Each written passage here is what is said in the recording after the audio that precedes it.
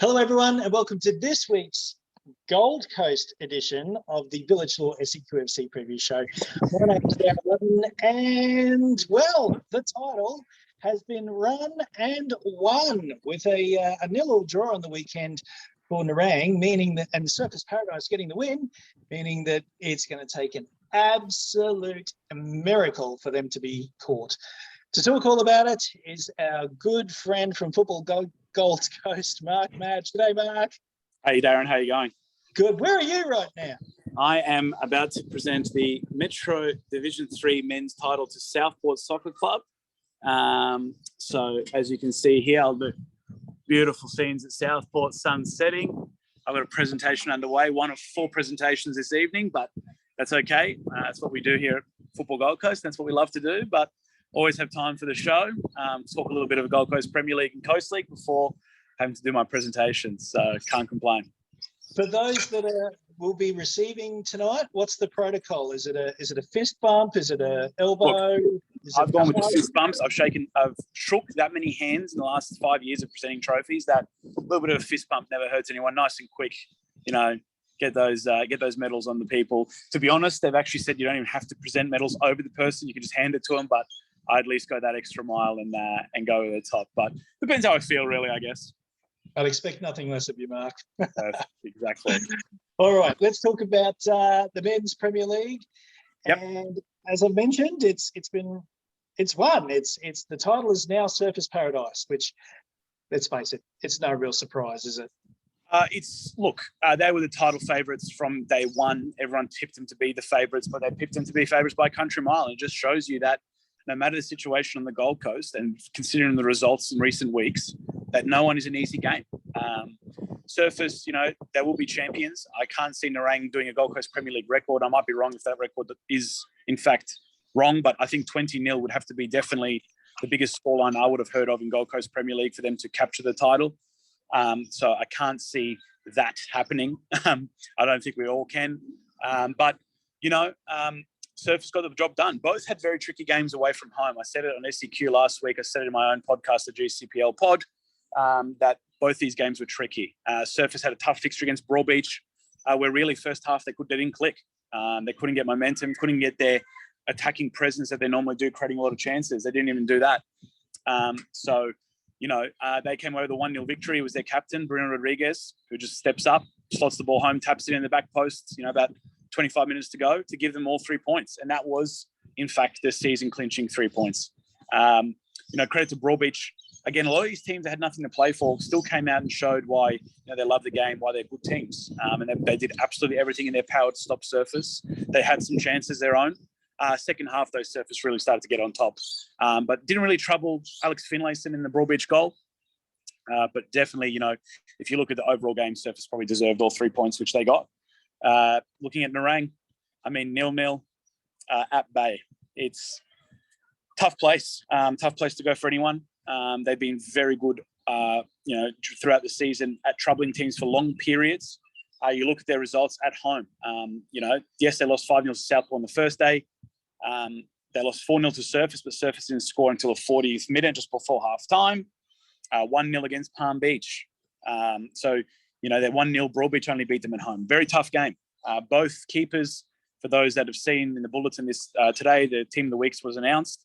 It was Rano Bay's goalkeeper, Casey Wendt, who came up with Player of the Week honours as well. But in all honesty, Harvey Rivers in the Nerang goal could have also earned a slot.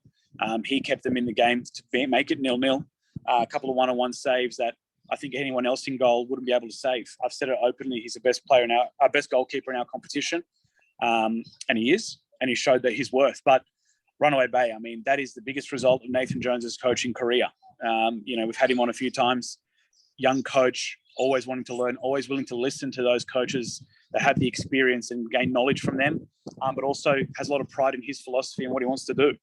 And he set them up brilliantly. They got in front. Again, Runaway Bay in that matter, considering the season that they've had, Broadbeach, you can try to see, okay, they're trying to get competitive results to try to attract players. They had nothing really to play for at all except to disrupt the apple cart. I loved the fact that, those players gave 110%. They didn't give up. They didn't drop their heads. They did everything in their power, going to the corner flag with 10 minutes to go, showing you how much they wanted to get that point, and it was the league decider. At the end of the day, that blockbuster that we had planned is done. It'll be a fizzle 90 minutes. We're just going to wait for the 90 minutes to roll on. It's just momentum now, for teams heading into finals. Nerang having less bodies, we'll just try nurse their players through that 90 minutes. No injuries, no suspensions really, and start preparing for finals as will Surface. It's just a formality casually to play that game. To be honest, I think if both sides had their choice to not play it, they probably wouldn't play. Because at this time of year, it's been a long season. It's been a long slog for our clubs. I would expect 75% of the people that were supposed to go won't go anymore. And that's a shame because, again, from a media perspective, I had a full week lined up of teasers, preparation, but it is what it is. We just roll on now and look forward to finals and what's going to be an open final series for sure. The other game that was played, well, two other games. Sorry, I'm going a bit in depth, but the two other games, Palm Beach, Musgrave. What a game, really. Palm Beach 2-0 up, man sent off going into halftime. Musgrave came out in the first 15 minutes of the second half, scored 3 unanswered goals. Could have scored a couple more, really. Should have scored a couple more. Then Palm Beach had to find their feet again and get on the front foot, got a penalty to get it to 3-3. Last 10 minutes.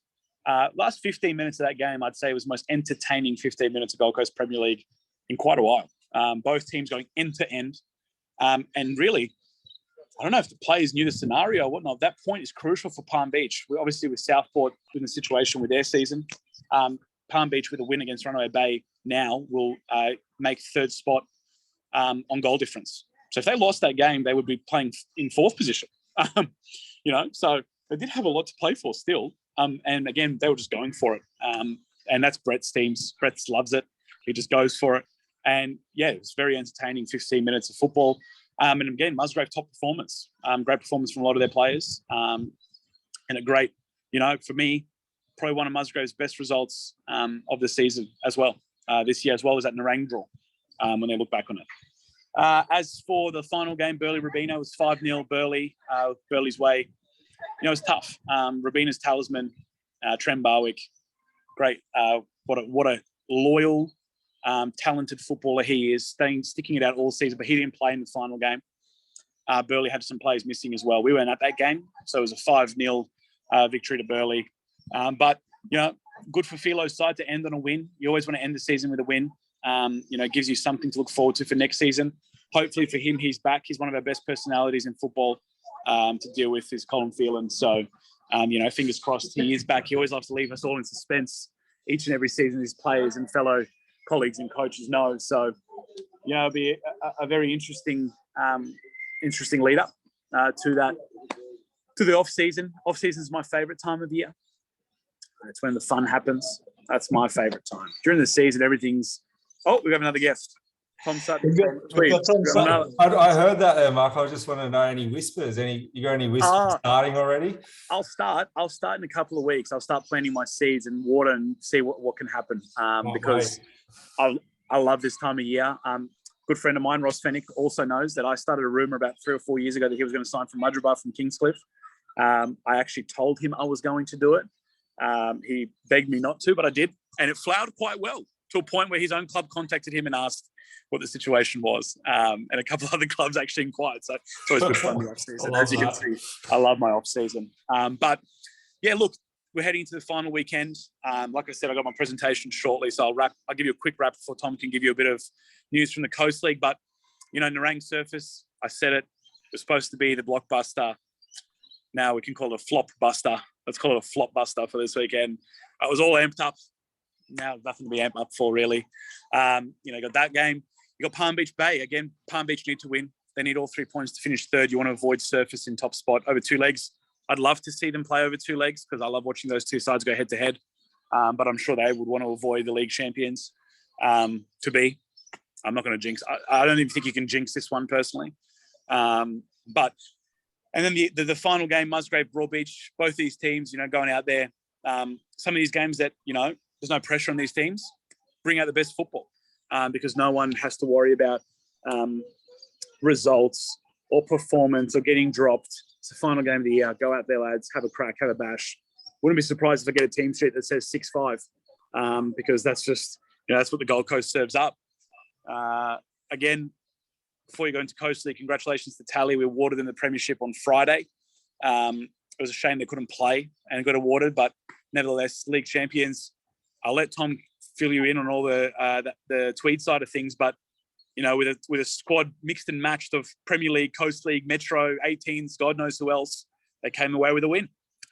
So again, fantastic to see that spirit. I believe that I'll be presenting a trophy on Sunday at the border, half across the New South Wales side and half across the Queensland side with a banner in the middle. Yeah. So if you do see me on Channel 9, maybe in handcuffs, maybe I'll get arrested. Who knows? But get that guy with the horse down. Exactly. It'll probably be a credit to Football Gold Coast. I'll probably be happy if I get arrested and away for a couple of weeks. Other than that, that's a wrap from me. Again, sorry I can't stay for the whole show. But, Metro Div 3, can't go wrong. Got to present those. Every player counts on the Gold Coast. So, Got to do what you got to do. You know what it's like. Perfect. Right. Again, guys, thanks. Appreciate it. Hopefully you get some more guests throughout the show. But if not, I'm sure Tom will have a good chat. And I've given you enough words to cover 3 shows. You certainly have. Well done again, Mark. Perfect. Thanks, guys. Sunday, Mark. See you on Sunday. See you guys. All right. Tom, g'day. How you going, Darren? Good, mate. Good. Thanks for jumping in. We did have a couple of guests lined up, but they just haven't appeared as yet. So before we get to that, I just want to mention a couple of things. I mean, Mark's just given us a whole quick fire wrap of the Premier League. I was actually down the coast on the weekend. I went and saw the Brisbane Women's Premier League game with Rabina playing against Uni Queensland. Got to meet a couple of the men's players there. Got to meet Nathan Mulhern and nice. Brent, who Mark just mentioned, and Paul, the captain of the club. So, g'day, guys. Great to meet you. I then went up to Runaway Bay to check out that match with Nerang. I only scored about 15 minutes of it.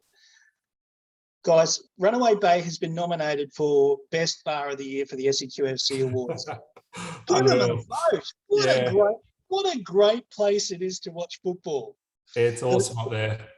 Bar's beautifully decked out with flags from all over the world. I'd love to see a few local flags there. That's the only sort of thing. It's like, all the European clubs, get some local flags in there. Make some local flags to then put up.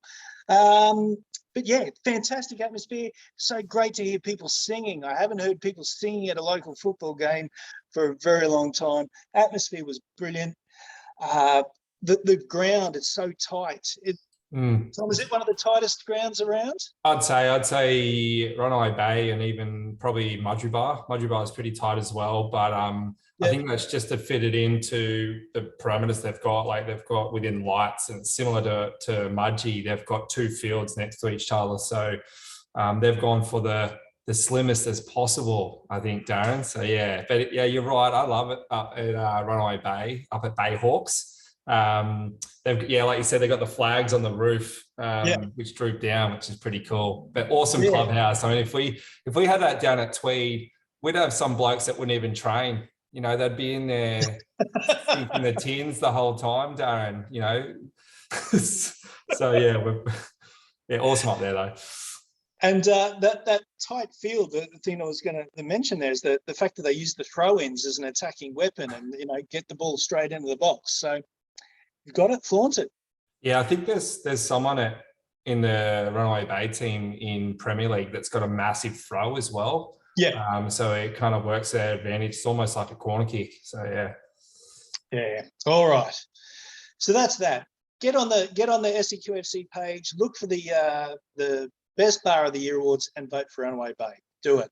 Now let's get to the Coast League. Tom, tell me what happened on the weekend whilst I scramble my way looking for results. Firstly, Darren, big call out to Runaway Bay. I know they're in the Premier League, but they're also in Coast League. They come out with their first win this weekend. I know it's kind of at the tail end of the year, but massive shout out to Bayhawks for getting that win. I know their reserves didn't play; they forfeited, so they might have had a bit of a blend of, some of those players. But it's worked out for them. They beat Ormo. So I don't know what the landscape was there. We also had Tally play Musgrave to kind of tie out their second last game of the year, 3-0 win over them. I don't know if they played or if that was a forfeit game. I believe Mark even said they may have forfeited that. So Yeah, I think that was a forfeit. Nerang 2-0 over Pac Pines. Obviously, we played Legends, a 3-1 win, which I'll talk about in a second. Then Palmy beat Tambo 6-3. So yes, tell us about your game. Yeah, so I think you had Alex on last week, and he was talking about kind of what's happening. We had 13 players go up to that game, well, eligible. A mix of all sorts. We did have roughly about 6 or 7 of our first grade squad. We had quite a fair mix of our reserve grade, but we know, our reserve grade have been undefeated. So we've got the depth. So going into that game, we still wanted to kind of fight for the win. And we said going into the game, we knew what Legends would play like. We knew they would be patient. So we wanted to do the same. We were very patient and we're lucky. I think it was about 20 minutes, 25 minutes into the game, we had one of our players, Billy Lockley, absolutely score a screamer. It'd be a goal of the year. And we got the footage off Legends through the VO system they had there. So the boys have been pretty stoked watching that all through the week. But yeah, that kind of kicked us off. We went 1-0 up. We went 2-0 up probably 10 minutes later. So it was 2-0 at half time. We kind of wanted to settle into the game, but we knew 2-0 was a kind of dangerous score to be in, especially against Legends. They just don't stop. And full credit to them. They're in the top 4 for a reason. I think I said mid-time or even last time I was on here, Darren, that they would slip out. And it all comes down to the game against Mudgee next week, whether they stay in and Mudgee probably slip out. So that's going to be a huge game, I would say. But I think the other 3, obviously Tally, ourselves and Nerang will stay in there. Yeah, so Talibadra has got it all wrapped up, but real interest in that in those semi-final places. You've got 4 teams battling for 3 spots. So Mudgeeraba 3 points off the pace of Nerang. So Mudgeeraba 32, Nerang 35, Legends on 36, yourself on 37, Legends having played the extra game. Yeah, Legends have only got 1 game left, and that's against Mudgee. That's why I say that's a huge game, I'd say. I think that's just the scores from the result from that game this week will determine what the top 4 is, I think. You might see a couple of shuffles here and there, like 3rd, 2nd, maybe even 4th, but I think that game will determine who comes in and who goes out. All right, so just trying to get a grip on this weekend's fixtures and looking at Sporting. There's a little bit off, so it looks like it might be a catch-up round. Yeah, a few catch-up games. Yeah, there it is. Now catch-up game, you got it. Yeah, it's round 20, I think, Darren. So yeah.